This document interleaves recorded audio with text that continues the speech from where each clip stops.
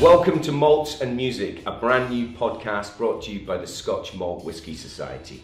My name is Vic Galloway. I'm a broadcaster, author, musician, and lifelong music fan. I'm also a massive whisky fan. This podcast is inspired by my own experience of pairing up 12 single cask malt whisky flavour profiles with 12 music genres. I thought, let's do something similar. Get some creative people to pair up 5 tracks with 5 delicious whiskies.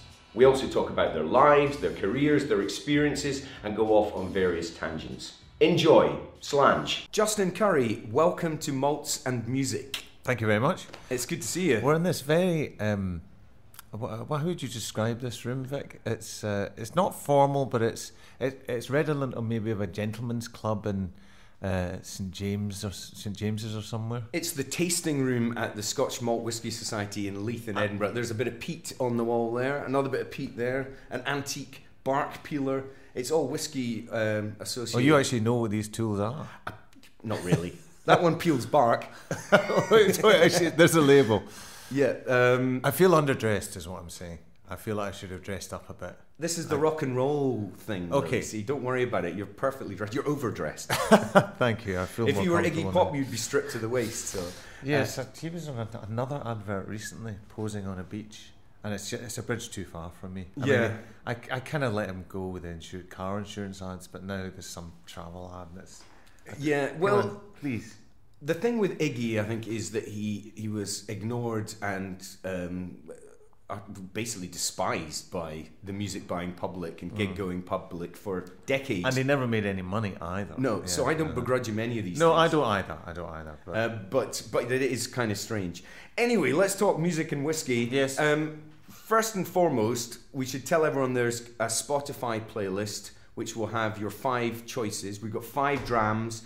You're pairing them with 5 pieces of music. They'll all be up on the playlist, which is exciting. How did you get on with it? Just it's a bit esoteric. It's a bit odd. Well, I realised that tastes and smells don't really have musical. They don't key off musical references at all for me. Maybe visual things. Mm-hmm. So like a certain, if I drink a shot of Lafroig and add a bit of water to it in a pub, I might think of a cloudy day in the Highlands or something. I know that's just a really obvious cliche, but I wouldn't think of some brooding Beethoven chords or anything. So I found the concept really difficult. I was talking to a friend of mine last night who's a violinist, and she was saying that just seems bonkers. And I said, yeah, I'm kind of struggling with it, but I got there in the end. But yeah, music and the only time music and food were ever really close at interlink for me was when years ago we were had a day off on an American tour, and we were in a place called Toledo, Ohio, in a Holiday Inn, half of which had been burnt in a fire, but we were in the bit that had been burnt by a fire because it was cheap. Right. And we went to an Indian restaurant and we all took acid, and the music they were playing in this Indian restaurant, it wasn't even an Indian restaurant, it was just a pretend Indian restaurant in the middle of Ohio. The music they were playing sounded like sort of Jimi Hendrix, but done by sort of musicians. Okay. Very strange music. And then at one point I noticed our crew guy, Brian, was spooning the sauce that he'd put onto his plate, was spooning it back into the sauce bowl. And he realised that if you put too much sauce on your plate, the music got louder. And so we all started spooning our curry sauce back into the little sauce boats that they supplied. And indeed, the music did get quieter. Really? That's the closest association between food and music. Are you sure that's not the psychidelic experience, though? It was definitely the acid, but the food was psychedelic enough, actually, without taking the LSD. Oh no, it sounds like a pretty psychedelic Toledo, a fake Indian restaurant. Well, they did not have a South Asian community in Toledo. I can tell you that for nothing, because the food was utterly bizarre. It was the most bizarre interpretation of Indian food I've ever had, and that was not Jimi Hendrix on the stereo. Yeah, that was an imposter. Well, it's funny. Like all the guests on Malts and Music so far, people have approached things in completely different ways. A lot of them have said, "Yes, I found this, a really natural pairing," Yeah. but most people have said initially the first dram or two, I wasn't sure if I was doing it right. There is no right or wrong with something like this. Yeah. It was the whole podcast was inspired by me pairing 12 flavour profiles, single malt whiskies from the Scotch Malt Whisky Society with 12 genres of music. I was the same. But then I think with some of the tasting notes, the experts suggest, and just, you know, relaxing into it and enjoying it. And perhaps, you know, you're going to have certain tracks that you like and certain artists that you like. You're probably going to find a whiskey that goes with one of those artists. When I initially asked you to do this, you said, I'll just choose 5 Tim Hardin tracks. Yeah. But you've actually not chosen any. No, I forgot. Because I'd forgotten about that. That would have been quite a good concept, actually, because his voice sounds like whiskey, although it maybe sounds a bit like bourbon. But isn't whiskey? Isn't it put in bourbon casks anyway? Yeah, well, a lot of them are. Yeah, absolutely. Yeah, and there's a few, you know, there's a few really obvious associations. People who kind of sing about whiskey, I guess, you know, like Tom Waits, who I think is a bit of a charlatan. And again, Tim Hardin. I was trying to think of female artists that would. There's one female artist I've chosen. I think is sort of related to whiskey. I feel that she's got a. Well, she somehow has a kind of the whiskyness about her. You know. You've got 2 female artists, and the first dram is paired up with a female artist. Right. So shall we crack in? Let's do it. And start. So we've got our little tasting cards, the 5 dram pack. So we're going for a punch and a pout, honey and heft. Yeah, which is a hell of a long name for a whiskey. Yeah, the experts, the Whisky Society experts, always have these brilliant names. Some of them are totally bizarre. So are these kind of experiments, or is there a run of bottles of these things? Do you know? Oh, there's a run of bottles. Right, yeah, okay. yeah. So and the numbers on the tasting cards refer to the distillery and the cask number. Right. Okay. That's all Greek to me. So this is. Listeners, I am opening my tasting notes, which I didn't do previously. Virtual tasting. What's a virtual tasting? Oh right, I'm sorry. Yes, a punch and a pout, honey and heft. Is a Highland whiskey. It's 20 years old. 55.1% in a refill ex-bourbon hogshead cask. It says, so I'll read out some of these tasting notes and then we'll have a sip. The nose began with garden sheds, honey on telephone poles and balsamic.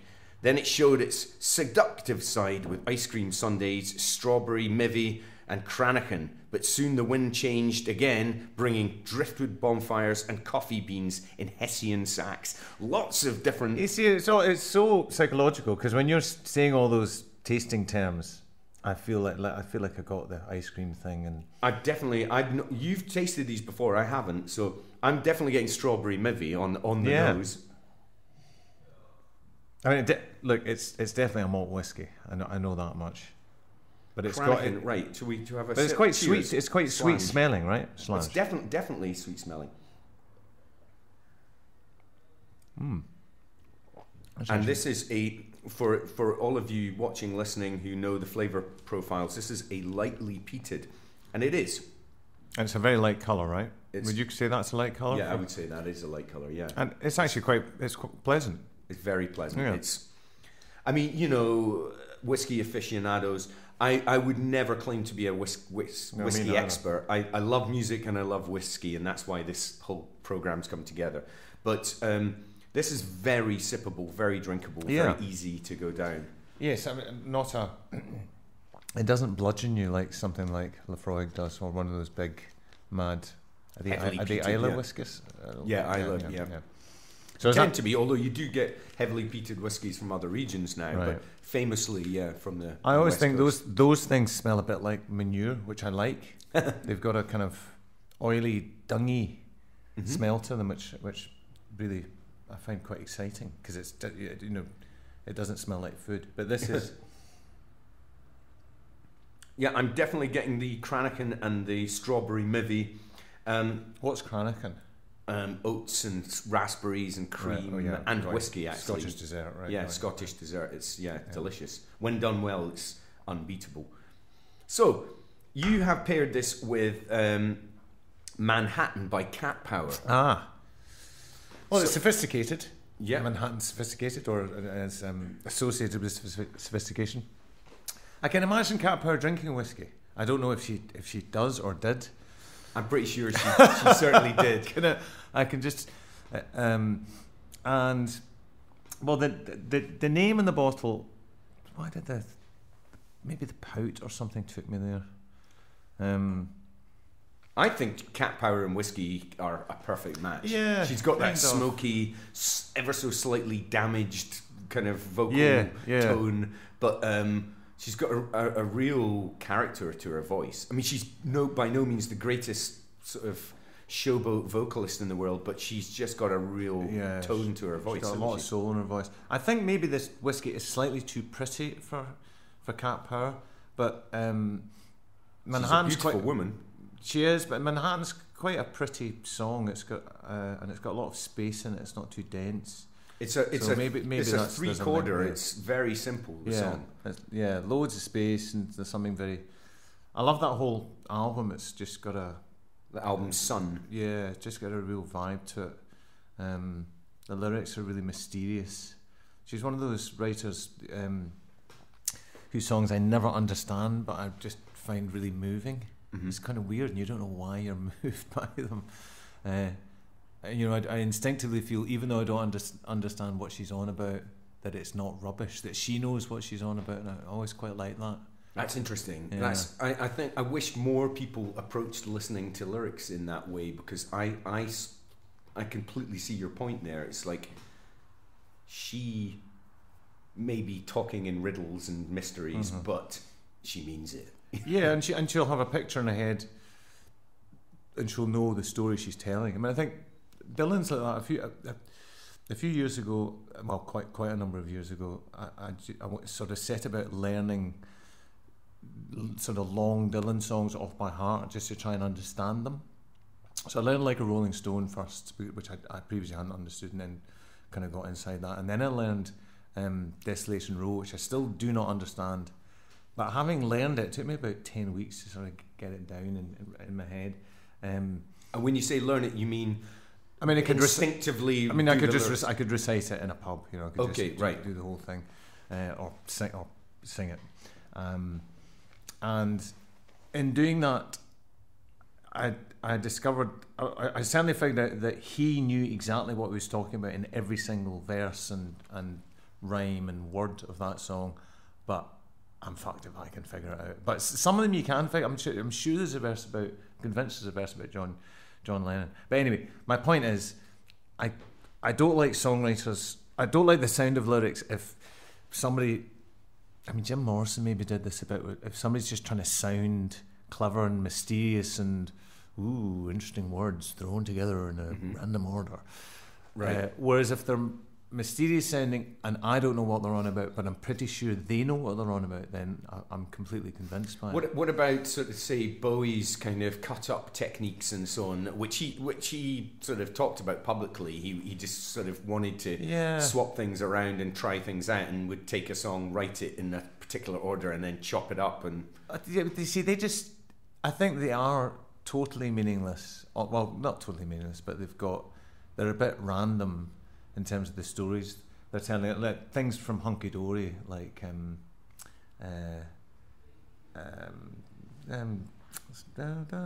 beating up the wrong guy. Look at those cavemen go. What's that? It's the freaky Life on Mars. Life on Mars. Stuff like that, which I've learned in the past. I really like that as well, just because all the vowel sounds are so good and they're all in the right place. I don't really care that it's gobbledygook. There seems to be some sincerity behind it. I just don't like pretentious writing where people are trying to. I mean, that prog rock was full of that, and I was writing to prog rock before punk rock saved me, and I was full of like really big words and lavish descriptions of nature or science fiction landscapes and things. And I was terribly impressed by it as a teenager, and I thought the other people at my school would be terribly impressed if I had some understanding of this music. And then punk rock sort of taught me that it was just all really insincere and really pretentious. When you read novels, books. I mean, I don't know. Are you an avid reader? Yeah. Do you like literature that's kind of fairly stripped to the bone and I don't like immediate? too much poetry. Right. I've read books by poets whose poetry I've liked and I've not liked their prose, because sometimes I think poets are trying too hard to be poetic instead of just telling the story. I like writers that just like Evelyn Waugh, people who just surprise you with an incredibly lyrical turn of phrase at the end of a chapter in the midst of quite light, stripped down sort of writing. And the irony of that is that as a writer, I'm the complete opposite. I'm constantly showing off and being a prick. Something which is I think we'll come to something like, I've tried to during keep the a chat lid on. and during the whiskies. I'm going to come to like you as a songwriter, but let's maybe let the whiskey go down a little bit first. So Cat Power Manhattan from the album Sun from 2012. Her 9th album by that point as well. I saw her live once and I thought she was astonishing. And then I saw her out in the car park, smoking a jazz cigarette and I think drinking some heavy liquor. So I'm sure she would enjoy a quality. I'm sure she would. Malt whiskey. And yes, that track, beatbox, piano, 3 chords, very minimalist. Yeah. I think this will sound great on the playlist. I think this is great. Now, obviously, you're a rock star. You're a multi-million selling artist, but you're still a fan. I mean, agreeing to do this for a start, but also just whenever I meet you or chat to you, you have respect and love for other artists. How do you find your music, and do you like Spotify and I quite like Spotify. Streaming and I so prefer recommendations now. When the internet first started, the thing I found most useful was a service called eMusic, where you would pay. I paid quite a lot a month because I was 50 quid bloke. I was like the. You would go and spend 50 quid 50 on quid albums. in I'm going to try a bit of CDs. water in this. I immediately put water in mine. Oh, did you? Yeah. All right. My dad would be turning in his grave if he thought I was drinking a malt whiskey. I'll ask you about how you've discovered whiskey in a minute, but I always have it neat to begin with, especially with this glorious world class stuff. Right. Well, do you know when I tasted the samples, I drank most of them neat actually. Yeah. But I thought I'm in a whiskey place. I thought I should do the right thing. Put some water. Oh no. Sorry. What were we talking about there? What were we talking about? eMusic and yes. 50 quid. So I signed up this eMusic thing. So it's 50 quid blow. I thought, well, I'll download 80 tracks a month. That's quite a lot. Yeah. I didn't realise how much that was, because I thought, well, I'd probably buy that equivalent of that albums a month. So I was still buying CDs, but I was also desperately trying to fulfil my quota of 80 tracks on eMusic, which I didn't always do. So sometimes I had to download a bunch of comedy albums. Downloaded like George Carlin's entire oeuvre at one point. No bad thing. No, not a bad thing at all. But the great thing about eMusic was somebody had curated the kind of alternative side of it, and that was just a big window of record sleeves. So you could identify, or you could pick what you're going to listen to by the album sleeve and the name of a band, like you would in a record shop. Yeah. And that I found that really successful. So I discovered loads of things that weren't on the radio that I wouldn't otherwise have heard.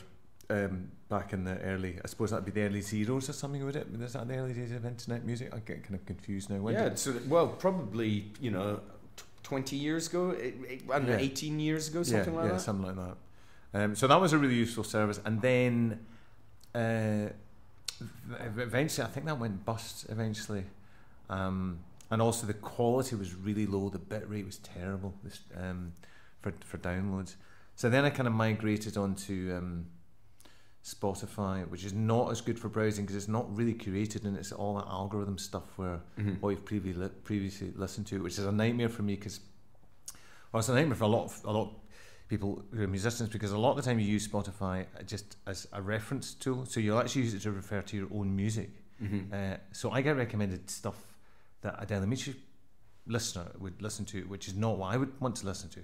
I don't want to listen to Amitri. I just have to figure out what the chord changes are in that bridge. Relearn your songs. Exactly, yeah. Right. Okay. But then in the interim, after eMusic, I got into listening to internet radio stations, and I found quite a good alternative rock station in New York where I discovered. That's how I discovered Sun Kill Moon and things like that. But that got a bit repetitive. So the Do last you still 2 years, buy CDs or vinyl? I buy CDs at gigs, and I buy a bit of vinyl. But I'm not listening to as much new music as I used to, and I'm not sure why that is. I don't know whether it's age. I don't know whether whether the algorithms have locked me into a bit of a bubble. So, and I don't get to listen to your show enough where I would hear music that I would go out and buy.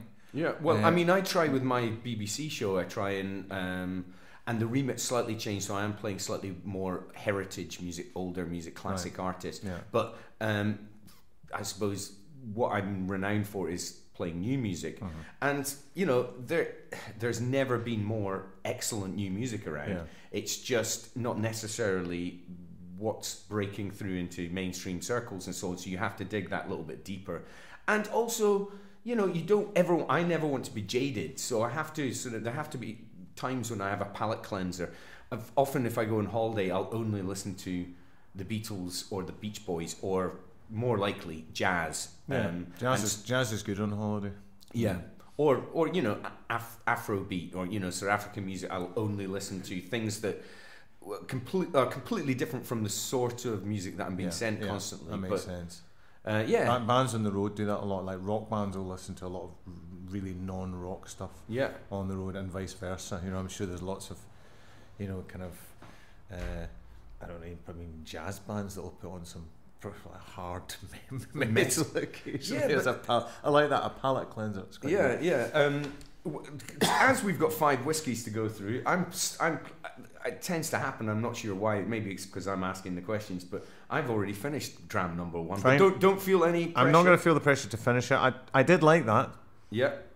Let's move on to dram number 2. I think and this is a really un-PC thing to say, but I think it's a slightly girly whiskey. And right. I don't mean that in a pejorative sense, but it's not a manly whiskey. Okay. So it's very light. It's very easy to drink. I felt it had a little kick at the back of the throat, but it's if you could drink that on a summer's day, you could, and not worry too much about it. You could put an ice cube in it. Actually, I don't know. That's completely. I'm sure that's verboten, but let's move on to whiskey number 2 and song number 2. It's interesting discovering new music. Recommendation will always be the greatest way, I think. And radio, because radio is that kind of, it's like an open source. You don't know what's going to happen next. You're not in control of it. That's a good thing. The things I'm in control of, I get very limited. I just go down little wormholes of predictability, Yeah, I think everyone's a bit like that. Yeah. And it's funny, I've heard younger people, younger generations saying, I don't listen to the radio because I'm the best DJ that I know. And I understand that, but I don't think it's necessarily a great concept, because having the selector, in this case the radio DJ, suggesting a load of tunes you've never heard before, surely that's got to be a good thing. I mean, if the person suggests 20 songs in a row that you absolutely hate, then he's maybe not your guy, or she's not your girl. But if you're getting one tune in every 3 or 4 that you really like, or that really, that's a pretty good hit rate, I Absolutely, think. So dram number 2 is called Munro Magic. Yes. So let's pour a bit of that into glass number 2. I do love it that the Whisky Society give us 5 different ornate glasses here as well. Because it's all way too posh for me. It's kind of posher than a wine tasting. I don't know why.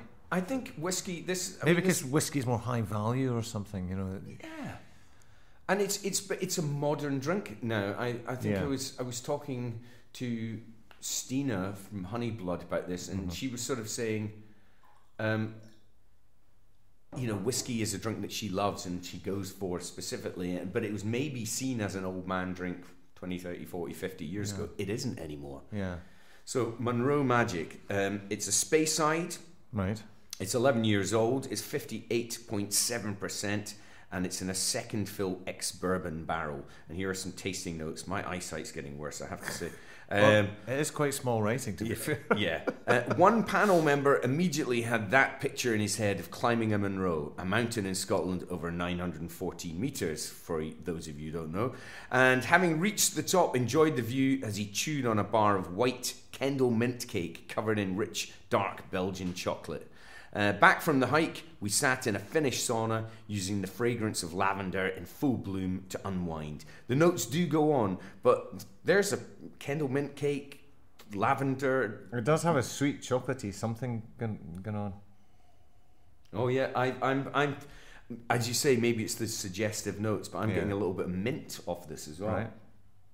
And we should say this is as part of the tasting profile, juicy oak and vanilla. Yeah, the vanilla is maybe what I can smell. Again, it's all also suggestion, isn't it? Yeah, it is suggestive. But it does. I'm perhaps over-smelt it now, if that makes any sense. But it does smell very different from the last one. Yeah. It's amazing. I think, for non-whiskey drinkers, they think a whiskey's a whiskey, a whiskey. Certainly not. And as I'm immersing myself further in these world-class whiskies, I'm hopefully learning more and more. So juicy oak and vanilla. Some of the tasting notes, for example, in the flavour profile would be oiled wood, toasted oak, coriander seed, pineapple sorbet, carpenter's workshop, which I like. It's less floral and fruity than the last whiskey. Yeah. It's drier, and it's got a sort of buttery mouthfeel. Oh, it does, yeah. Yeah, so it's thicker. Maybe that's the alcohol, of course, because it's a sort of slightly more. Does this make sense? Slightly more rounded tasting. I thought it smelt more rounded. That was I thought it smelt rounder. Yeah. Munro Magic, and you've gone for "I Dream a Highway."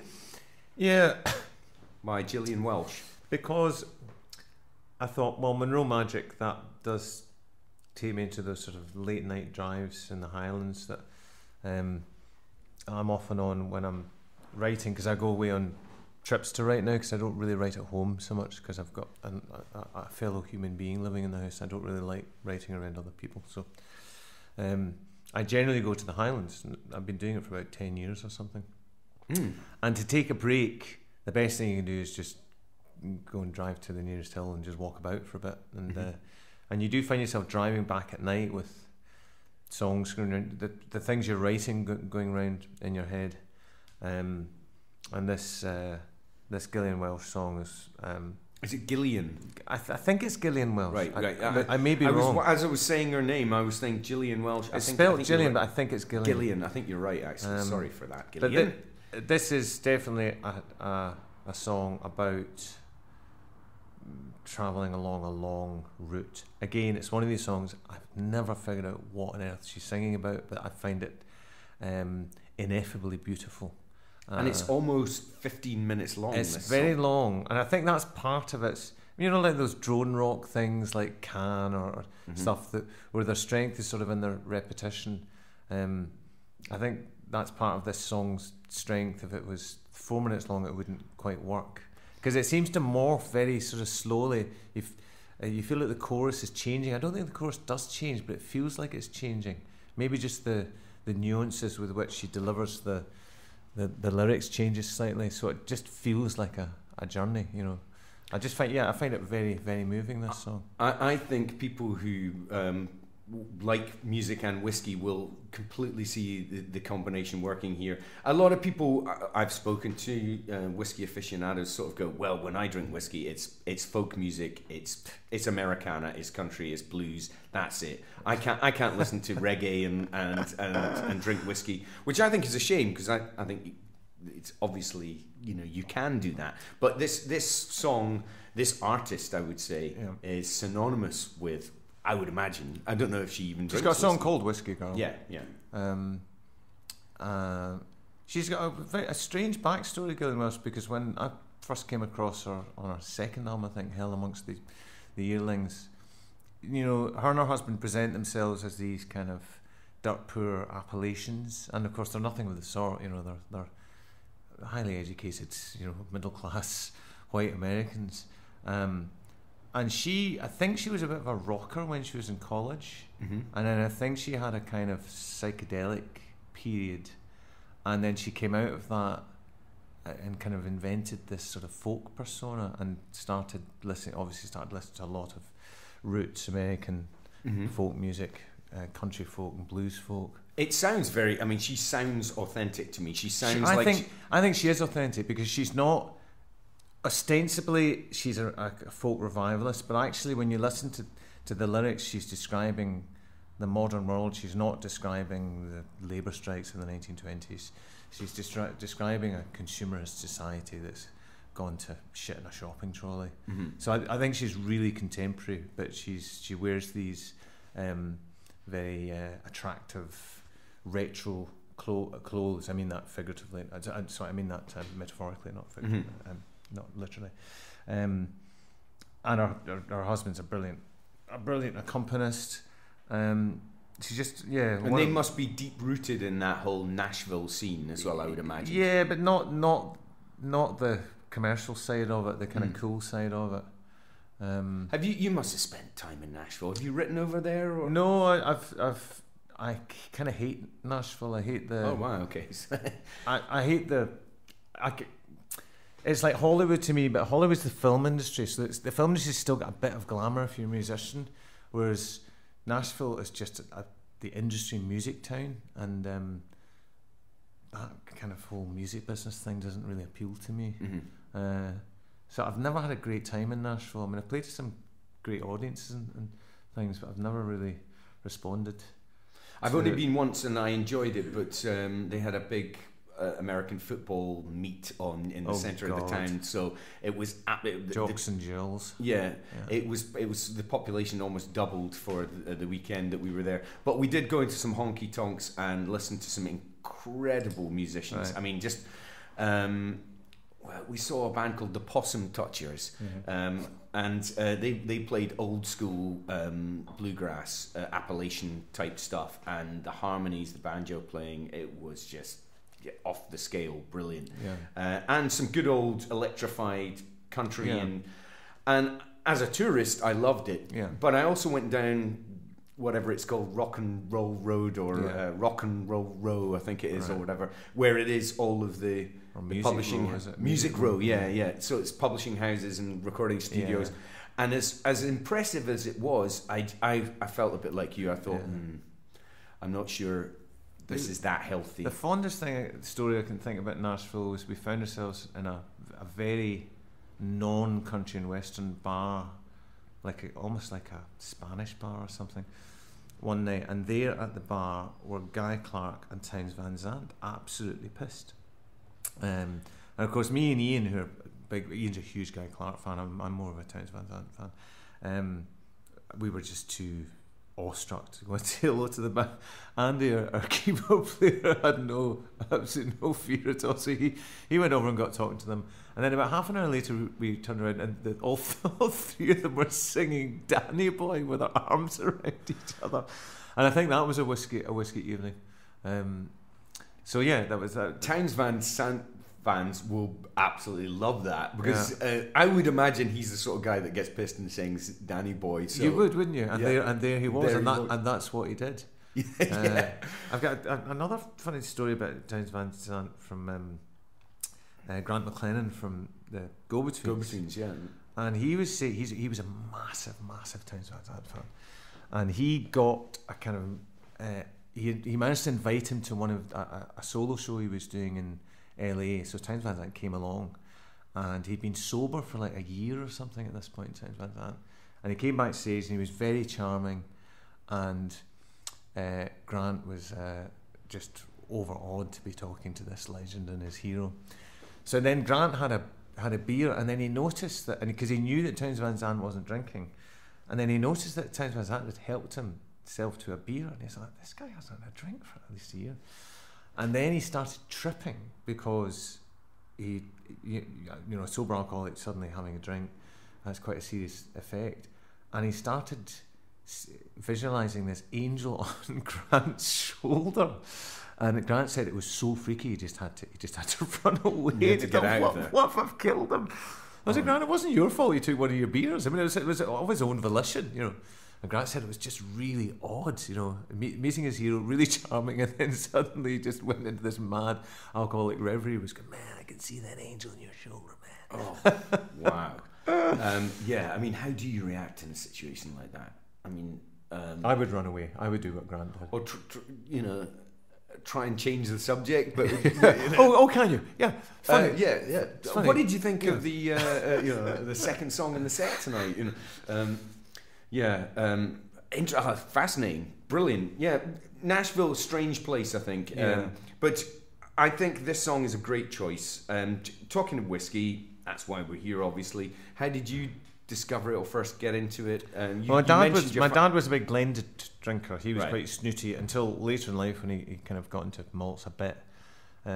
He always said that a really good blended is better than a brilliant malt whiskey. Oh, wow. Which I never kind of understood. And he read a lot about whiskey in the 70s. There were books about whiskey lying everywhere.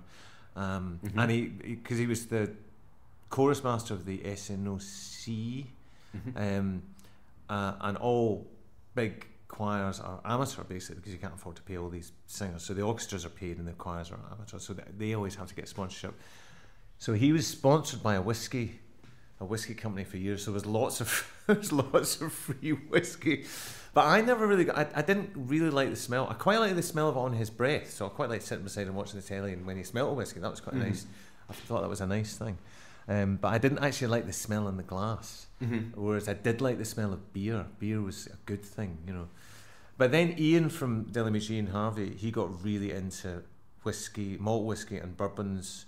So he would seek out whiskey bars in the States. I remember being in one in Seattle that had every malt whiskey you could possibly think of, that or certainly that would be imported, and loads of bourbons. And he was right into comparing good bourbons to good malts. So he kind of started teaching me, and I've had a couple of lessons from Aidan O'Rourke from Lau.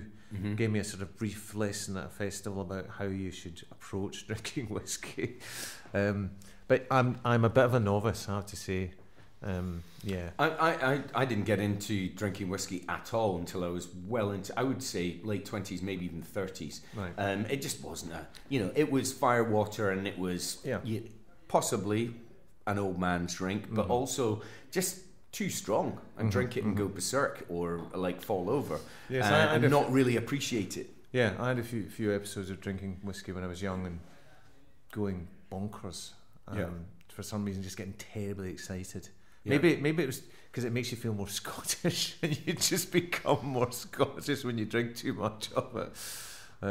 But I've also had the kind of opposite experience where I've nursed a bottle of whiskey over a very long period, and that has quite a sort of sobering effect rather than an exuberant effect. Well, it's quite strange. If anyone's watched or listened to these podcasts since the very first episode, you'll probably often hear me saying, "Oh, I've finished all 5 of these drams." Now, 5 drams in roughly an hour is a lot of alcohol to drink, and I wouldn't necessarily recommend it. Yeah. But as I walk out of the room after we stop recording, I obviously feel like I've drunk whiskey, but I don't feel like I've drunk 8 pints of Guinness or something. 5 beers. Yeah. If I drank 5 beers or 5 glasses of wine, it has a different kind of effect on me. And I think just growing up and appreciating the flavour and the paying respect to the drink, I think is something that I didn't do when I was younger. Well, that's the sort of civilised side of drinking alcohol, is the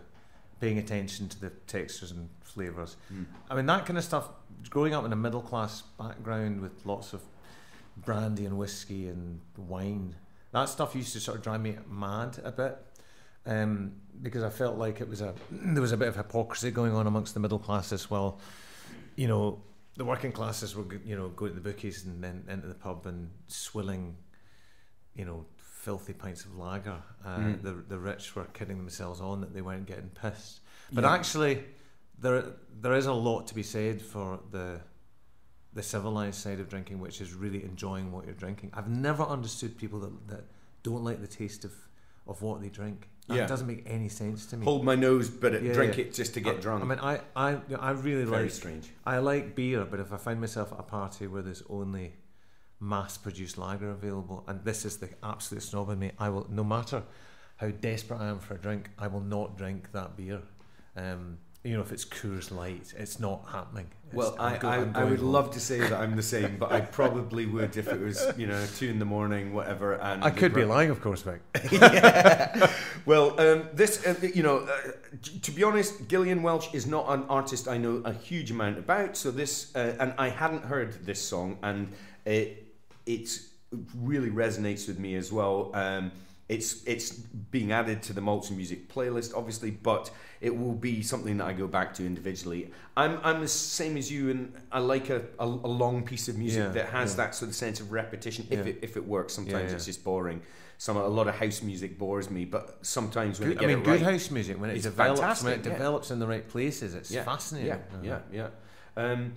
I'm sorry to say, Justin, I'm nearing the end of this dram. It's nice, this though, isn't it? It's very nice, and it's quite different. As you say, it's more buttery. I think the last one was floral, and this is sort of buttery. Yeah, and I think although the initial notes, that I was saying flavour notes were kind of Kendall mint cake and lavender, I'm actually getting more vanilla and butter and I'm finishing. I'm not sure if I would drink the first one, but I would drink this.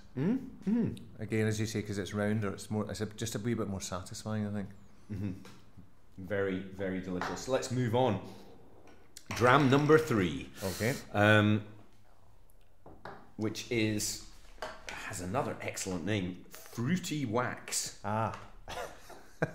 Fruity Wax. What a terrible name for a malt whiskey. It's bizarre, isn't it? But I'll read out some of the flavour notes in just a second. Yes, let me pour that one in. I didn't realise when they sent me these tasters that these were the tasting notes. I should have boned up on all these and then pretended I knew what the hell I was talking about. Well, let's go for it. This is a Speyside. It's 17 years old. It is 54.5%, and it's a first fill ex-bourbon barrel. It is part of the juicy oak and vanilla tasting profile, and here are some of the notes on the card. A beautifully complex and layered aroma at first, full of canvas, mineral oil, baking soda, leavened breads, turmeric and orange vitamin tablets fizzing in mineral water. Gets earthier with potting sheds, moss and petrichor. Then breakfast cereals topped with icing sugar and sweet fruit cordials. Luscious and wonderfully complex. They do go on, but there's many comparisons there, kind of covering a few different bases, but... I'm going to add a bit of nosing. water again. Again, this is a different nose. It is, isn't it? Yeah. Even from the same flavour profile as the last one, but it's not nearly as buttery. No. And I see what they mean about the orange vitamin tablets. Yeah. It's funny. I'm searching for turmeric. I couldn't get the turmeric thing at all. And maybe when I taste it. Yes, I think it's slightly more citrusy on the nose. Yeah. Okay. Let me have a sip of water just to cleanse the palate. I've done this at wine tastings before. As soon as somebody says petrol, I go, "Oh yeah, I can smell that." Yeah. But I wouldn't actually volunteer. I have to say, I don't have the world's most sophisticated sense of smell either. I am getting more of the sort of icing sugar and it's sharper. Do you think so? I think it's I'm sort of getting, I can see when it's leavened breads. I was thinking obviously, I mean, it's doughy. It's got a doughiness to it, I think. But then with that kind of, as was mentioned, the orange vitamin tablets, the fizzy. So it's got a sort of citrusiness, and then Is it more bitter than the last one? I think it is. Yeah, it's more bitter. So it's more astringent or something. Yeah. See, I think that tastes more like a blended. But I don't really know what I'm talking about. I'm just I'm struggling to. I think only the real whiskey experts know. We're all. I'm certainly an amateur when it comes to this, but I don't think I like this as much as the last one. But that's not a particularly sophisticated statement. I just prefer the last one. This has, for me, it has more you've got your nose, your first, the sip, the taste at the front of the mouth and sort of middle and back of the mouth. Yeah. The front and middle of the mouth, I'm getting more of a kick with this one. Right. As you say, maybe the bitterness in it. Yeah. The last one was very drinkable, it has to be said, and more rounded and buttery. Yeah. This is a bit more bitter. Yeah. It's a bit more adult. Yes, I think you're right. Less alcopop. Yeah. Not that any of them are. Fruity Wax. Funny name. I mean, I suppose there is that citrusy fruitiness to it. You have paired And this... it is waxy. It's got a thick mouthfeel. I'm feeling it after post sip. I'm feeling it sort of coating my mouth a little bit more than the other two that we've had. You've paired this one with the hardest working man in show business, the godfather of soul, the new prime minister of the super heavy funk. Can we think of any other names? Well, look, if royalty have, millions and millions of titles, so can James Brown. Why shouldn't the godfather of soul? Yeah. Fruity Wax, those two things, especially wax, James Brown's records are on wax. Yeah. In the way that, the Blue Niles aren't. Right. So, the name sort of led me towards. Can you imagine him shouting, "Fruity Wax"? Maybe not. I don't think I can. No, maybe not. You've gone for my Thang. Which is, it's a great track, by the way. But maybe not one that people would immediately go to with James Brown. Do you have a lot of funk and? Oh, my favourite James Brown album is an album called I think it's called Solid Gold. Is it Solid Gold or James Brown? It might just be called Gold. A double album with the each band on the vinyl is about 3 millimeters because they've packed so many tracks onto it. And I that was the first funk music I listened to really when I was about 17, 18, 17. Because there was really no black music in our house at all when we were growing up, and it was only when I moved into a flat with a friend of mine who had a really big R&B collection that I started listening to black music and thought, what have I been missing all these years? So that track's on the album. Over the years I've sort of bought all the original studio albums, which in the 70s are all very conceptual. They've got some amazing ballads on them, but they're a bit overly conceptual. This comes from an album called Hell, which is a concept album, and all the songs are separated by the sort of ponderous, ominous sound of a gong being hit, which is just like the worst idea in concept rock ever. It's an odd album, and there's a sort of Latin version of Please, Please, Please. Is there? All right, yeah. Okay, I don't even remember that. I mean, which is bizarre, and I would like to say works, but I'm not sure it does. Apart from everything that James Brown does works in some way. Yeah. Those sort of songs that were just put together to get people moving are my kind of favourite James Brown things. I mean, I love This Is a Man's World, and some of the later, slightly more political stuff. But yeah, just the kind of things that are designed to get people cutting a rug or where it's at from you with James Brown. So that kind of like mid-60s to mid-70s stuff I really love. Yeah. It's some of the greatest music ever committed to wax. Yeah. It's astonishing. And I looked into this because although I know this song, I didn't know the album Hell until you sort of suggested it. I looked into it and I found out it was his, according to the internet, his 38th studio album. Well, because he started in the late 50s, mid to late 50s. The Famous Slaves. Was he not in a band before the Famous Slaves? So he kind of predates rock and roll in a way, He comes out of that kind of almost like band leader, big band thing almost, doesn't he? Such a strange combination of things, James Brown, and then just kind of completely reinvented urban music. Oh, I mean, it's still... Talk about music that could maybe go on for 10, 12, 14 minutes and never get boring. Yeah. Any of James Brown's key bands, they can do that. They hit a groove and that's it. Yeah, I remember listening to the I think there's a few Live at the Apollo albums, but they're astonishing. They're really astonishing. And, probably just recorded on one mic, and that's what they did. yeah, quite incredible. I mean, another interesting character in that he didn't touch like a drug until he was like 50 or something, or in his 40s. True? Yeah, Right. He was a really clean living, hard-working, virtuous guy, and then he just fell off the rails and went a bit mad for quite a while. And it's kind of funny. I've seen that happen in other people's lives. People that have lived lives like monks for whatever reason, you know. Gil Scott Heron was a bit like that. I think, you know, he was, wasn't he? The bottle and so on. The songs that were anti-drinking songs, right. and then ended up actually in a bad state, and ended up taking a lot of drugs. I heard a story about him because he, you know, his father famously played for Celtic. But he used to come and play gigs in Scotland all the time, Gil Scott Heron, and he wore a baseball hat through customs one time, and the customs officer stopped him. "Can you take off the hat, sir?" He took it off, and there was a sort of wrap of cocaine, I assume, stuck to his forehead, just with a bit of sellotape, the baseball hat over the top. Gil, what are you doing? I know, damn shame, you know. I met James Brown. I'm going to have to drop that clanger in here. That's a good name drop. Live 8 happened. Oh, I remember that. At Murrayfield Stadium in Edinburgh, and I interviewed Annie Lennox, Midge Ure, all sorts of different people, and they had an all-star lineup.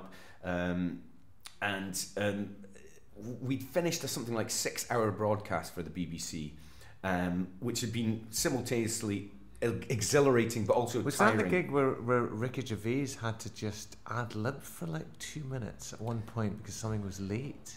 I can't remember that. That might have been after you'd finished, or there was a really mad... Anyway, carry on with your James Brown story. Quite possibly. Well, it was as simple as this. We'd walked out of the truck, we were all kind of exhausted and sort of having a breath of fresh air, and we looked over towards the stadium because we were a few hundred meters away. And there was a van and people loading up equipment, and outside the van was James Brown, and someone went, "Is that James Brown?" And literally everyone, there was maybe a crew of about 10 of us, everyone dropped everything they were doing and just sprinted over. It was James Brown and his wife. He wasn't actually humping gear into the van, but he was stood there sort of... So he's not the hardest working man. He's a lazy, good for nothing. But I have a photo. We spoke to him, and Stuart Cruikshank, who you may remember, a phenomenal guy and producer at the BBC, said to him, James, yeah, you are the new Prime Minister of the super heavy funk. And I promise you, he went, yeah, and did a spin on, for us. And it was, we just stood in sort of awe and tried to ask him some questions, and he was a gentleman and did a photo with us, and it was great. So it was a real thrill. It's not like I met him in a bar and he sang Danny Boy, but I didn't either. I was too scared to meet James Van Sant. It was a thrill though. That is a thrill to be in the presence of somebody that important, phenomenally important, I think. And let's imagine that he had the occasional whiskey every now and again, but fruity wax and my Thang, you think that's a... I think maybe it's just a bit too astringent for James Brown. I might have got this wrong. Maybe it's a bit too serious. I mean, not that James Brown wasn't serious, but a lot of his music is really just music to party to. It's not to make you think or bring you down or anything. And I don't think this whiskey is a party whiskey. It has a bitterness. It has a sort of woodiness, which I'm discovering now halfway through it. I don't think I quite got that on. So you said in the tasting notes that it's. So I presume that means that's the first time that bourbon cask has been filled with whiskey. Yes. So I wonder if they mellow the bourbon casks as they go. If it's a second. I'm literally making this up as I go along. Do you know what? You might be right, and I'm sure people can email or get in contact with us and tell us the exact rules of it. But I think that one tastes the most like whiskey. Yes. Whereas the other two tasted like modern, interesting variations on whiskey to me. So that's interesting. I think that's why I prefer the second one, because the second one was sweeter, more rounded, and just less like sort of standard whiskey, and that just tastes very whiskyish to me. Let's talk a bit about Amitri and you as a songwriter and so on, because I wonder, it's you and Ian have been the sort of mainstays of it for many years now. Although you stopped the band or sort of went on hiatus, 2002? Yeah. And then sort of started doing things again 2013? 2014 we did our first show. Right. So, why get the band back together, as it were? Initially, money. We were offered an awful lot of money, and which we said no to, because we didn't want to do. We didn't think we'd fill any venues, and we didn't like the idea of being a sort of greatest hits machine sort of thing. But then we thought, well, maybe we might actually enjoy being a sort of greatest hits jukebox type act. You know, we suddenly became a sort of heritage act quite quickly, partly because we stopped at the end of the 90s. Effectively, we just stopped.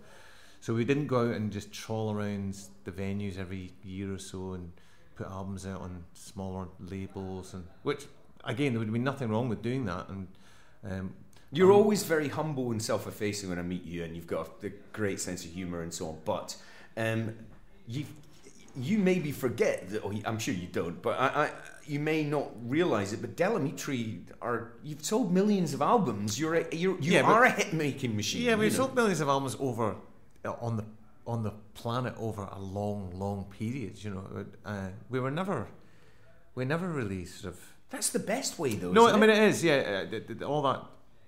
At the time when we were very busy, we did not think we were successful, even though we had radio hits and airplay hits and a few sort of minor chart hits, and we were selling a few records and filling a few decent-sized halls in Europe and the States.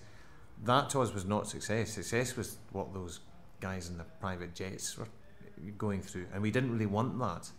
We wanted something just below that, but we didn't think we had that. And then when we stopped in 2002, which was kind of when the recording music industry was collapsing, because the internet music was free at that point. Recorded music was free and becoming free at that point.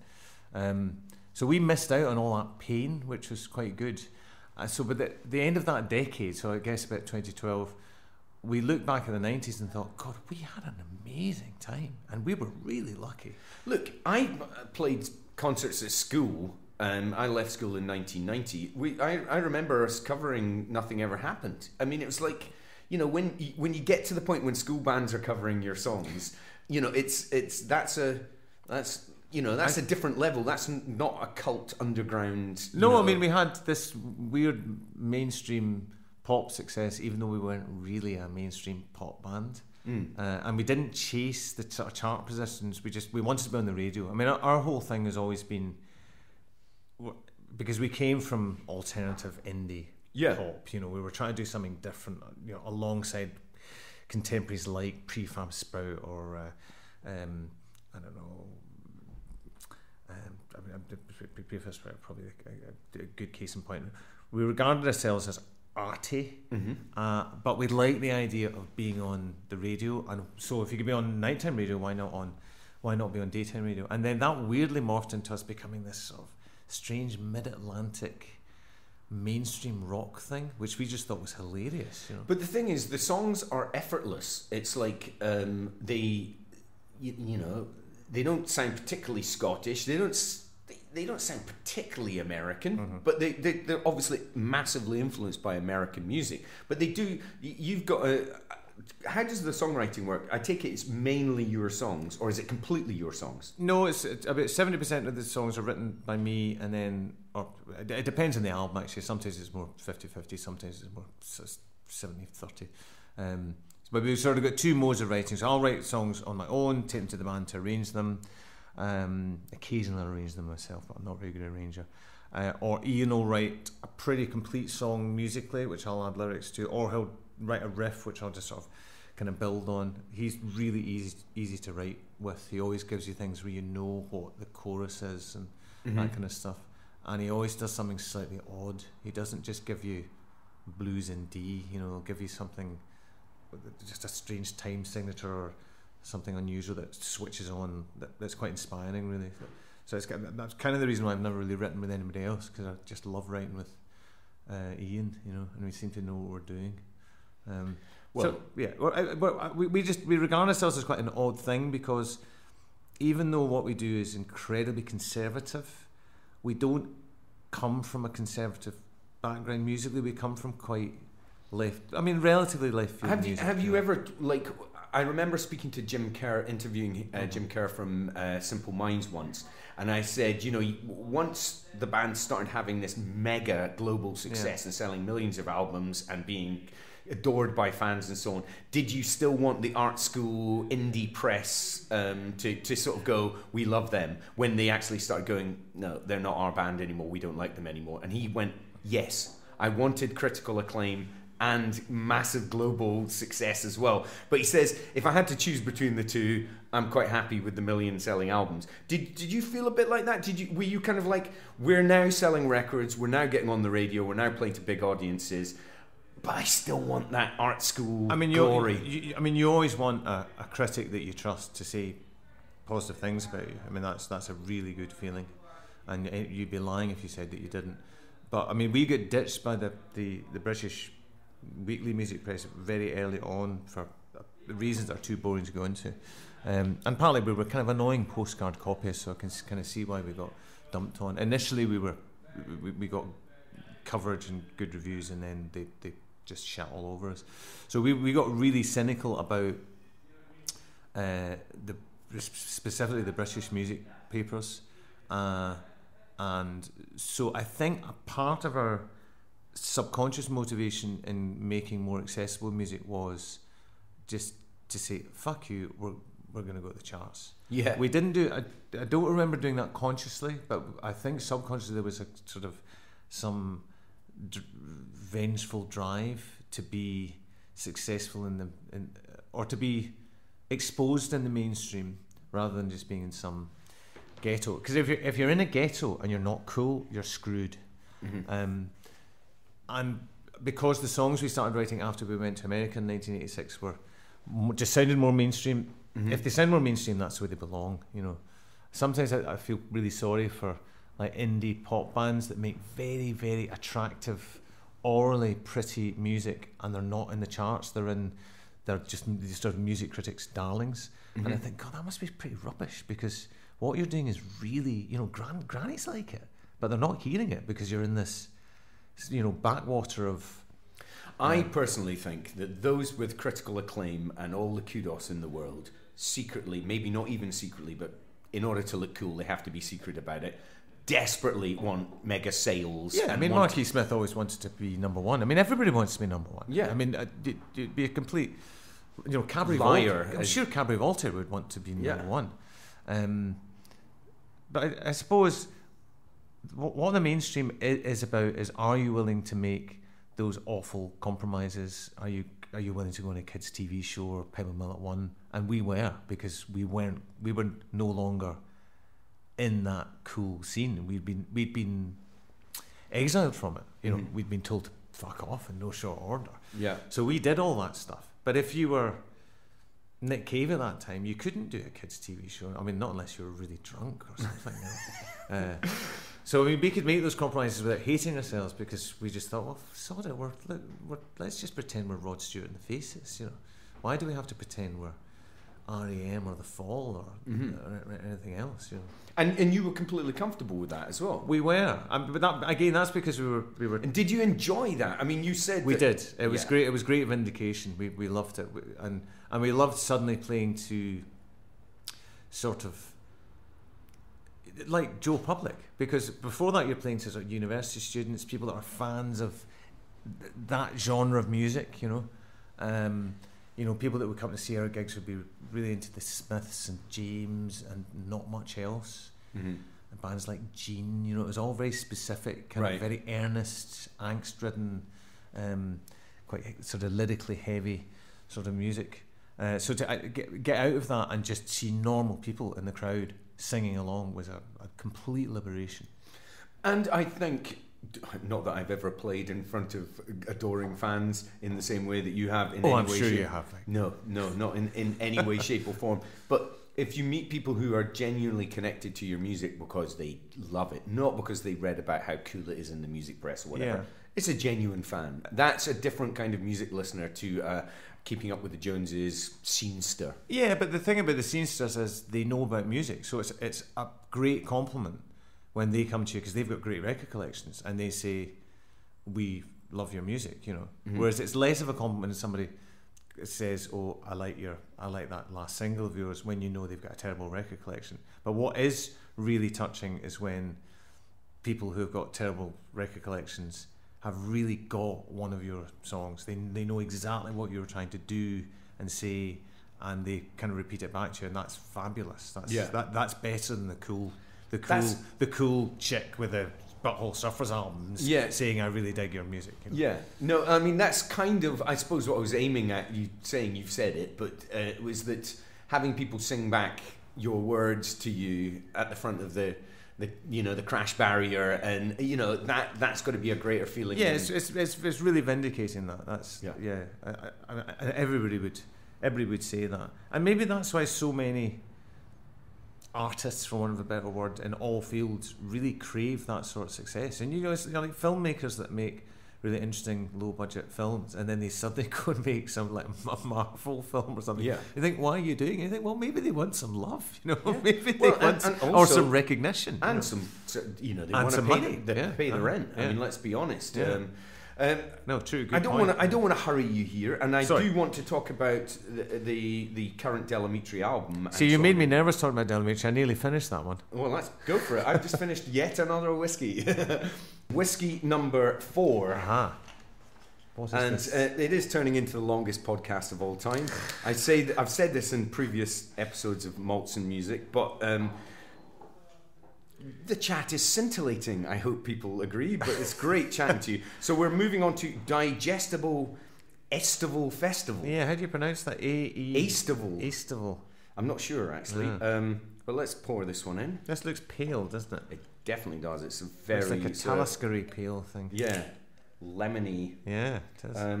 Okay, so, and let's do some of the tasting notes and so on, the information. This is a Speyside. Okay.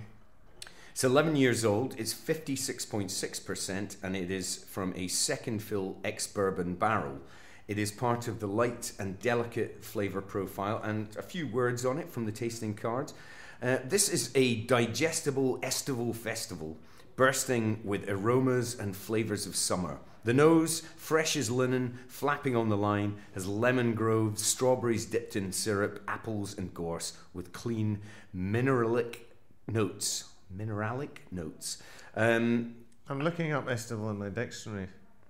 Does it have a... Yes, yeah, it does. So it's a word that we... Do you know this word? I don't know this word, no. It's an adjective belonging to or appearing in summer. So summery. Well, we said it was light in colour. It's lemony in colour, and lemon groves. And it is very summery smelling, actually. Oh, this hay or something. Or yeah. That's just the colour keying off. Yeah, but no, it's fair enough.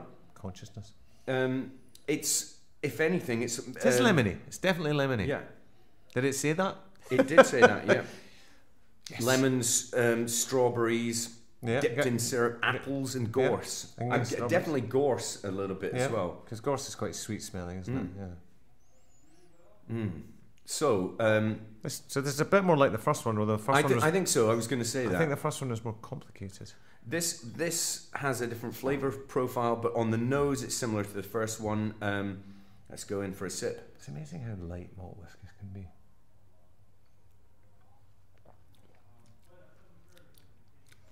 I describe that as jangly. Oh wow! I should have chosen that. Some jangle. Well, jangle pop you've for gone. It may be inspired by the festival of the title. Yeah. You've chosen Pulp, sorted for ease and Wizz. Yeah. Which is a kind of festival anthem in its way. Yeah. Tell me why you've. I mean, it's obviously inspired by the word. It does work actually, because it is a very summery whiskey. It's very light whiskey. Super drinkable. It's very drinkable. The first one was drinkable as well, actually. It has a tartness in the mouth now that I've had a sip. It's very light on the nose, but slightly... It's actually very nice. Yeah. I like the dryness of it. Mm-hmm. It's like very, very dry champagne. Yeah, I see what you mean by that. Yeah, I think actually so that comment combined with some of the tasting notes, whether it be lemon, strawberries, gorse, apples, dry champagne. Yeah, so it's got a sort of flowery, fruity nose, but to drink it's got that nice, really nice dryness. It is more complex than it lets on straight away. Right. I think. Pulp. Yes. Now, I'm thinking, different class. That was the album from which this particular track was taken. 1995. One of your biggest albums, Twisted, came out in 95.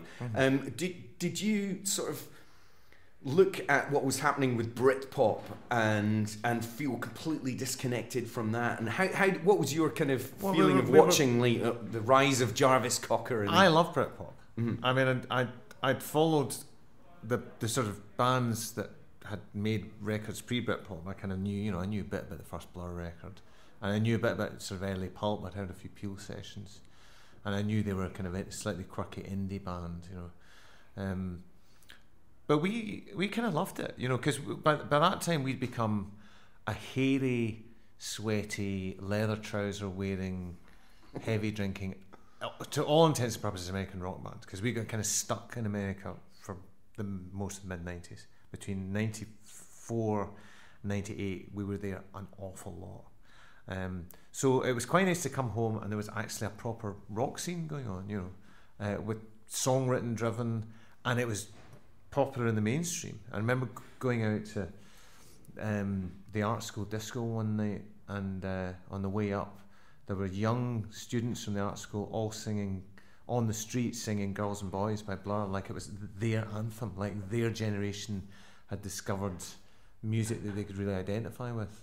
I just thought that was brilliant. That was really exciting. I thought Oasis were tremendously exciting when I first saw them. I saw them at Tea in the Park before the first album came out. They were brilliant. I watched a lot of bands at Tea in the Park over that period, because I used to drive there and just watch everything that I could. And I saw Pulp headline Tea in the Park. I'm not sure what year that would have been, but that might have been 95. Yeah, it probably was, yeah. And that was one of those 96, yeah. Galvanizing, communal, almost religious experiences that people talk about at festivals when they did Common People at that show. And I thought, God, this is what festivals are, because all the other festivals I've seen have just been absolutely terrible. But you're an observant songwriter. Your songs are full of human observation. I think obviously you write from your own perspective, and there are things that are you're covering your own emotions and your own human experiences. But you also write from a sort of outsider's point of view, sometimes telling a story or observing something that's going on. And Jarvis Cocker, an incredible lyricist, and was that kind of direct? I mean, take a song like Sorted for Ease and Wizz. Yeah. You know what that song's about. You know what it's about, but it's not just about the subject matter. It's about those characters that whose perspective he's singing from, and that takes empathy to get inside people. Dylan can do that, and Jarvis can do it really well. He's always seeing it from, it's like that Dylan line, from, what is it, Positive 4th Street. I wish for just one time I could stand inside your shoes, then I'd see what a drag is to be you. Jarvis has got that, he can inhabit other people's souls and talk from their perspective. And also he can be a sort of dry-eyed observer as well. I mean, I always thought that the big flaw in Damon Albarn's lyrics was he often sounded like he was judging people in the way that those Ray Davies lyrics didn't. And Jarvis never sounds like he's judging people. He sounds like he's either amongst the people he's singing about, or he's inhabiting their Although souls, Common People definitely is judgmental. Well, he's judging the snob, isn't he? He's judging the snob who wants to be with the common people. But I see what you mean. I don't think people. I think people felt Jarvis was one of them. Totally. And even though everybody understood the narrative of Common People, that it was an ironic you know, it was an ironic phrase in the song because it was coming from the lips of this stupid Greek snob, but it just transcended that. It became an anthem where all of us, you know, I was in my 30s at that time, but you know, a whole generation of people within a sort of 20-year generation of people just went, this is fucking British pop music at its zenith. It's caustic, it's celebratory, it's joyous, it's funky, you know. It's just, and it's funny. It's got a sense of humor. And it's funny, yeah. Like you know, when the Beatles made Rubber Soul, they were trying to make a kind of comedy record, and a lot of King's songs are you know, pretty funny, and a lot of Dylan's really funny. It's funny. Now you may disagree with me here, but on your current album, Amitri's current album, Fatal Mistakes, I think Ray Davies is in the room with you a little bit on certain songs. That's not to say they sound like the Kinks, but just more that kind of his, again, observant kind of songwriting and social commentary. Yeah. I mean, my favourite song, I'm sure you won't be too surprised by this, Musicians and Beer, which it's got to be one of the sort of heavier songs that you've done. It's got a kind of in crowd it's got a riff. It's got a riff, but it also maybe taps into, you know, maybe you mentioned Oasis. It's got that. It's slow, but it's got a sort of menace to it. But it's observing. Again, I might be saying the wrong thing here, but it's a song saying. It's almost like an ode to the girlfriends and wives and people who've had to suffer relationships with musicians and their beer. Well, that's one way of looking at it. Yeah. So, well, tell me. I mean, also a key song on this album, I think, is "All Hail Blind Love," which, again, I might be wrong, but to me, it feels like you're commenting on social media, the polarization of. If only I was that clever, Vic. So I'm off the mark, am I? It's great that I'm interpreting. You're not off the mark because songs are. The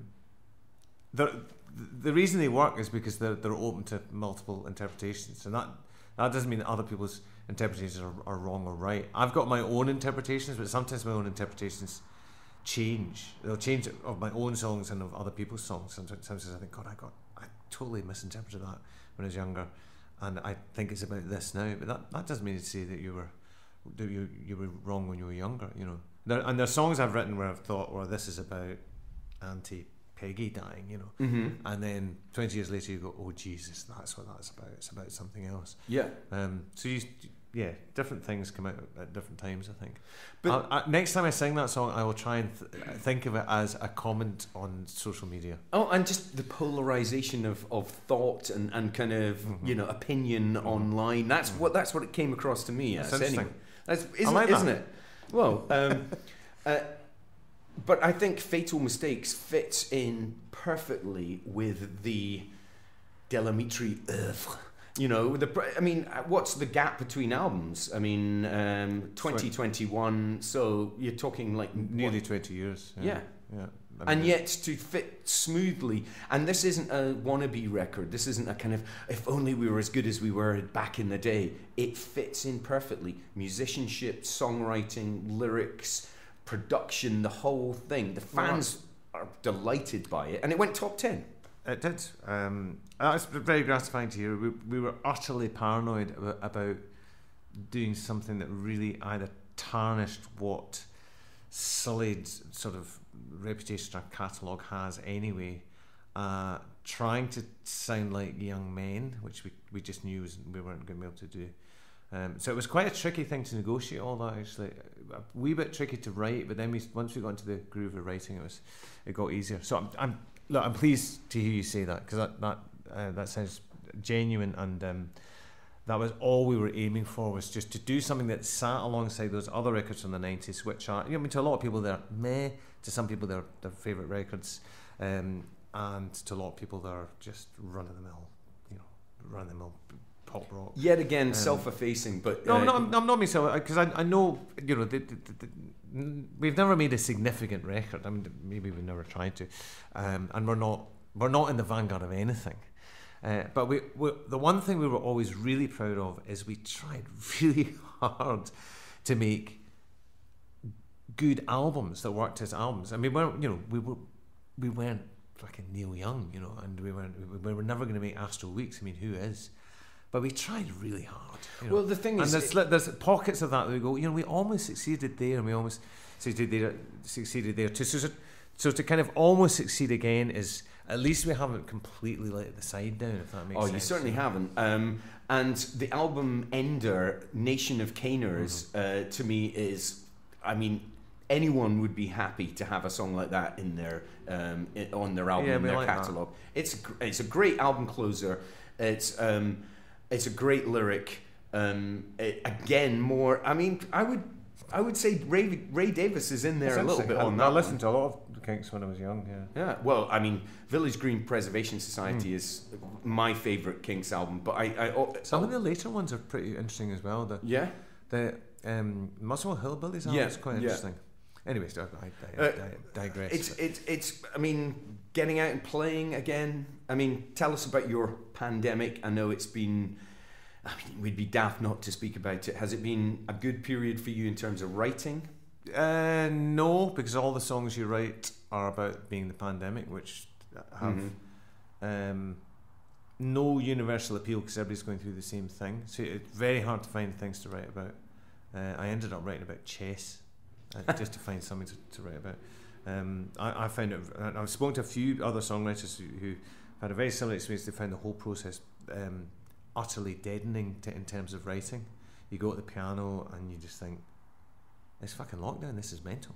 This is mental, and that's the only thing in front of your face is that, and that's all you can write about. So you write a song about lockdown and you go, oh, Christ, thousands of bands are writing songs about lockdown, and they're all going to be as shit as this one.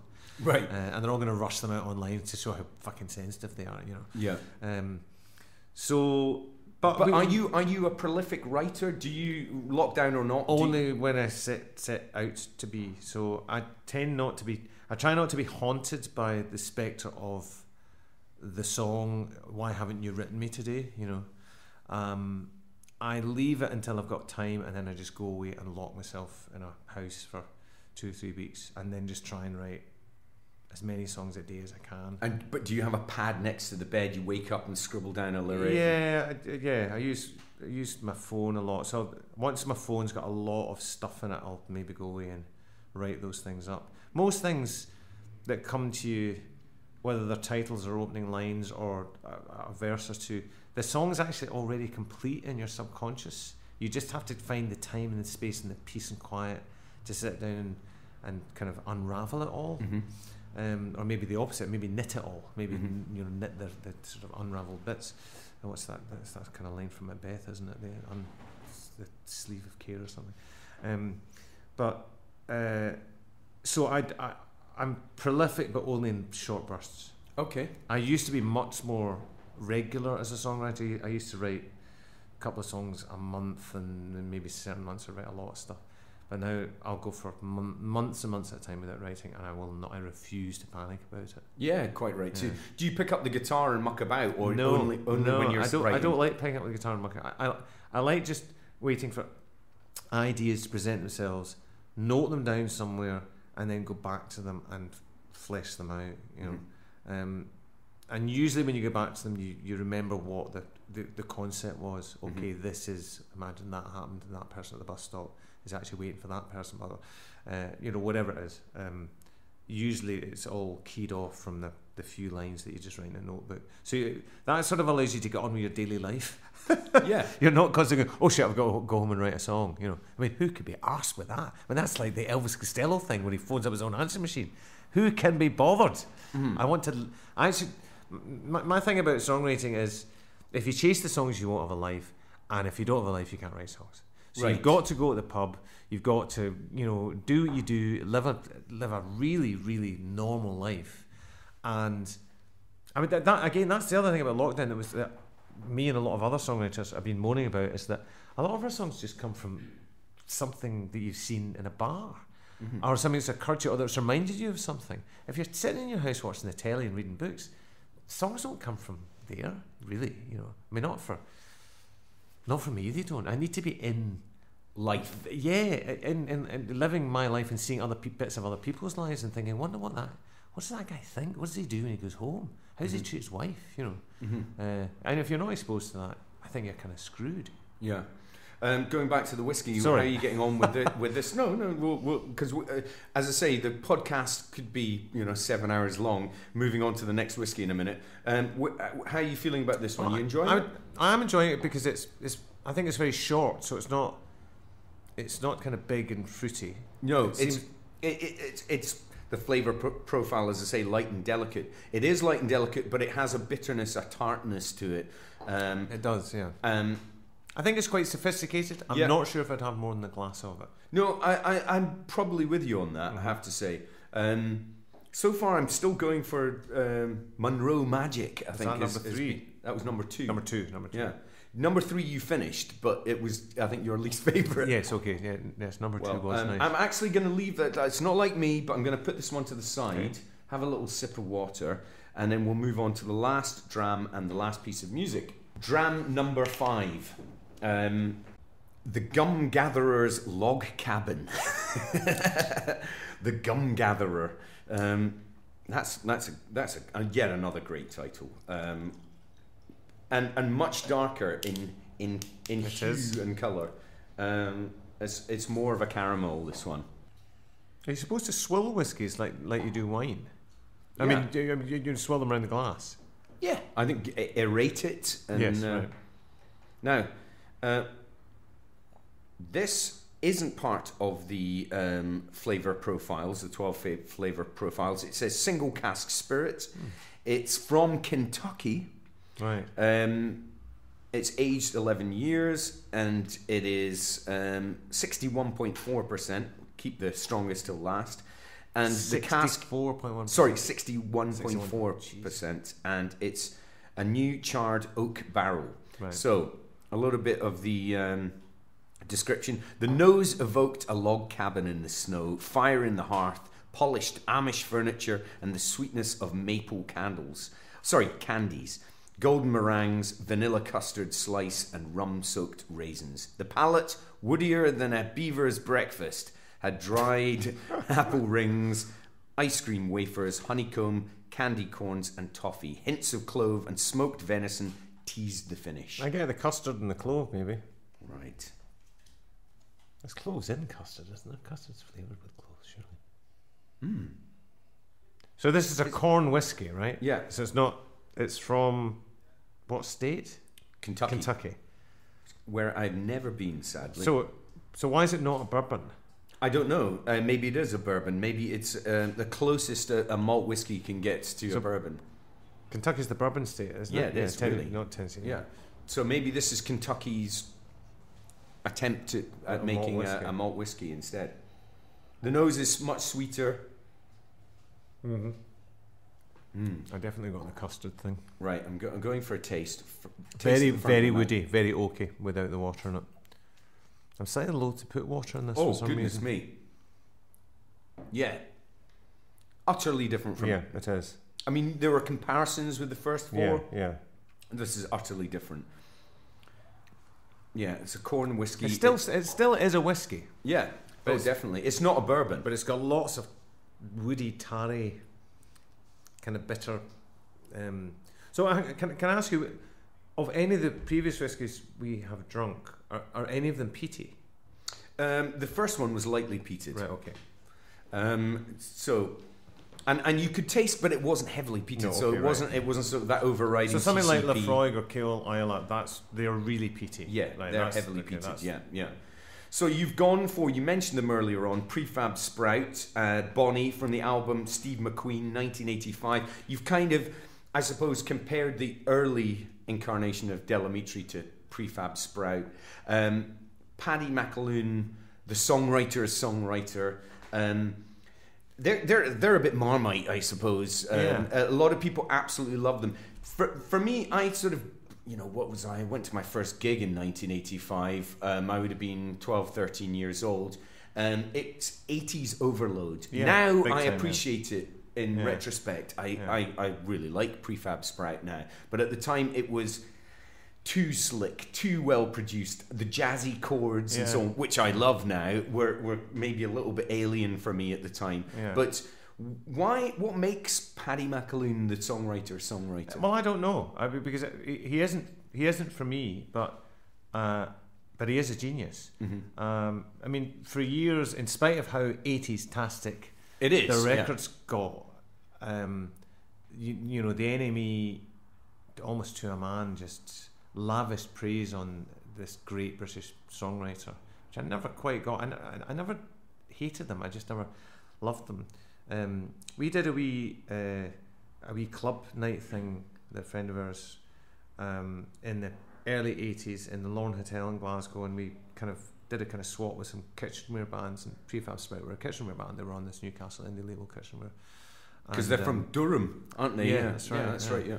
So they came up, and we were supporting them, and they were headlining. So we hired a PA for them, and I kind of helped them sound check. And they did the most amazing sound check I've ever seen in my life. It would almost made you cry. It was that good. The voice was incredible. The songs, the lyrics, everything about it was phenomenal. So I kind of phoned up a few mates and said, "Look, you've got to see this band. You know, it's quite something." And they were shit. They were awful. They just at the gig. On the gig. Oh no! Which some bands are. I mean, I've seen this before with bands. They're absolutely incredible at the sound check, and they give everything at the sound check, which is a really stupid idea in the first place. And then they stiffen up or something. Mm-hmm. But that sound check always meant I had a huge fondness for what Paddy does and what the group represented. And then, as you say, they started making these very twiddly, overproduced 80s sort of records. But recently, I was sitting in a tour van, it must have been a couple of years ago, and I just listened to their whole catalogue on some streaming service, maybe Spotify, I can't remember, it might have been Tidal. And I suddenly realised how original what he does is, because it's somewhere between Burt Bacharach and show tunes of the 40s and sort of cheesy 70s American pop or something. It's a really mad combination. Yeah, what a bit of bread and things like that. That's right. There, yeah. Stuff that we would hate, you know, or do hate, you know. And the lyrics are, again, really hard to pin down, but they're extraordinarily original. And I suddenly understood why those NME journalists who are paid to be experts, and were the experts of their day, you know, were saying this guy's the bee's knees, you know, he's the great British songwriter. So I mean, the reason I kind of got this is I saw this as Corn Whisky, and I know he mentioned the phrase, and one of the songs on the first album, he mentioned the phrase the word cornball. Mm-hmm. And I think whiskey comes up in one of the songs as well. And Prefab Sprout was suddenly sort of calling me for some reason. It should have been Tim Hardin, but Prefab Sprout just got the. This whole process is unbelievably subjective. It's organic, man. It's organic, and you've got to go where you. I did a pairing and flavour tasting with Jura whiskey. A couple of different types of Jura whiskey, and it just evoked certain connections I had personally to Jura and things that I loved about Jura and knew about it. Did those whiskies to other people, you know, pair nicely with the KLF or with David Bowie, the tracks that I chose? Possibly not, but it is a subjective thing. Yeah. I'm sure Paddy would. Well, I don't know, but I would imagine he would sit and have a whiskey with you and happily take the compliments that you've been paying him. King of Rock and Roll's their big tune, Prefab Sprout, and looking back on that super 80s production, it sounds innovative now. The Thomas Dolby produced record that this song's from is incredibly sophisticated, but again, very much of its was it sophistopop? Yeah, is that what they call it? Yeah. Fatal Mistakes has gone down brilliantly. You've been touring as well. Was it nice playing in front of actual humans again? It was very gratifying and very nerve-wracking. I was amazed how relaxed the crowds were, just sitting there unmasked next to each other in theatres. Very, very relaxed in Scotland as well as England. So you had to remind yourself sometimes on stage that we're not living in normal times, because it felt normal on stage. Backstage, completely different kettle of fish, because we're in a bubble. Only certain people are allowed in the dressing room. You can't see your guests after a show, which is quite odd. If you've done a really good show, you want to sort of talk to, if not your guests, your bandmates' guests, and see what they thought, which you can't really do. You're going to meet people outside. That's all a bit odd. There's no photos and selfies and no. I mean, that's kind of a good thing, because selfies are a bit of a pain, because nobody can ever work their fucking phone. Oh right, okay. Or it's the person's phone. Well, let me do it. Yeah, they give the phone to somebody else, and it's very time consuming. Mind you, signing autographs is very time consuming.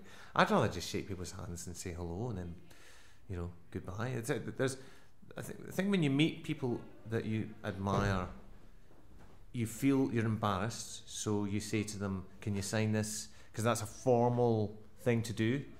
And I've suffered from the same thing when I've met people that I've admired. I've just thrust something in their face and said, "Sign that." But it's all a bit odd, that. So I don't think we missed that. I mean, it's been quite a slightly odd experience of. But more the human connection with friends and associates and colleagues. Just shaking people's hands that say, I really like your music. That's nice, Yeah. But yeah, I haven't missed the kind of cuddling up and getting your arse felt in selfies. Right. I don't mind getting my arse felt. I'm not precious. But, come on, you're taking the piss. Yeah. What about what's next? I mean, more Amitri or solo albums, or I've not got. We've not even mentioned the Uncle Devil show either. I don't know who they are, Vic. The secret. I know nothing about the secret trio. I'm not looking at doing more solo records in the immediate future. I would like to do another, or we'd like to do another Amitri record. And we wrote a shitload of songs for this, but. The big question is, where do you go next? What do you do? Do you do something really commercial and really piss people off? Are you even capable of doing that? Or do you do something really out there? I don't know. We haven't really... Krautrock album, yeah, or drone rock? Ian would love to make a krautrock record. Well, we did do it. We wrote a krautrock song called Treadmill, which I thought was genius. Good name for a krautrock. We had a whole... Does it go... No, it's just... It doesn't even have a beat. It's just got a. Oh no, it does. Sorry, that's a lie. It's a big massive synth thing, where the tempo starts at the slowest possible tempo and finishes at the slowest possible tempo. But in the meantime, it goes to the highest possible tempo over the course of about 30 minutes or something. We loved it, but our manager didn't think it. Our manager didn't think it had radio. The Amitri fans of the world may go, interesting. Well, we did a bunch of stuff like that in the Zeros, and. I tickled someone on MySpace. The Sucker album? I mean, that's when you experimented with beats and bleeps and collage and so on, didn't you? What was that? The album after Twisted. Oh, the album after... No, that was Some of the Suckers Played. That was our power pop album. No, sorry. That was a bit of a flop. The 2 albums after Twisted. Yeah, there was an album called Can You Do Me Good, which had a bit of looping on it and stuff, because Ian had got into modern technology, but it was quite polite. But would you inflict that upon your public who kind of want classic Amitri songwriting? We made an electronic record in the Zeros, as I say, which I really loved, and everybody that heard it hated, and so we just couldn't really get it out. So that's probably the reason why Fatal Mistake sounds like a Amitri record, because we sort of came full circle. We went kind of as far away from what we're supposed to do as possible, which we really enjoyed. It wasn't released. maybe it's a good thing it wasn't released. I don't know. I still listen to it when I'm. You must have an archive of stuff that should go out online at some point, or. I mean, you could dump it all on SoundCloud, but nobody would listen. I mean, there's too much music out there. In fact, as you were saying, there's so much music. There's so much good music. There's also a lot of bad music. No, there is a lot of bad music, but sometimes it terrifies me how much music there is. What they're saying is between 20 and 40,000 songs are uploaded to Spotify every week, or is that every day? It can't be every day. Every week, between 20 and 40,000 songs every week. I mean, Yeah. globally, but there are 52 weeks in the year. It's crazy. It's crazy. Which I suppose, you know, if you wanted to be a real miner of jewels, you could spend a lifetime trying to find the strangest, oddest things. I subscribe to a really good little app called Radio Oo. Have you heard of this? Radio Oo. It's radio followed by 5 O's, I think. And what that is, it's a really tightly curated world encyclopedia of music. So all these cool, that sounds like right up my street. All these cool record collectors. I think it's quite French based, but you know, guys from France and the UK, probably DJs. A lot of it's quite kitsch, but it's really top quality kitsch.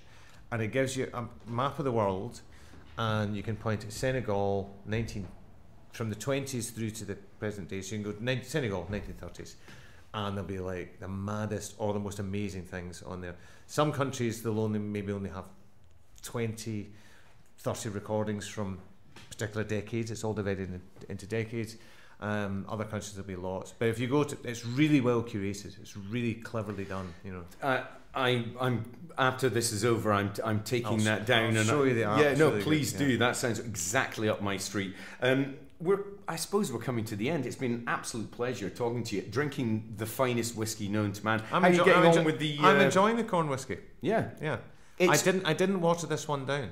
I have to say, this is, of all the tastes, this is the harshest. It's the most pungent. It's the most ass-kicking. It's got that bitter wood thing going on. Yeah, it's got a wood thing going on. Wood. But it's again, it's nice to drink, nice to sip.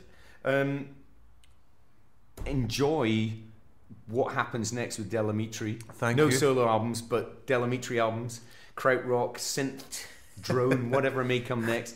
And thank you for sparing some time to chat to me about all this music, which will be on a Spotify playlist.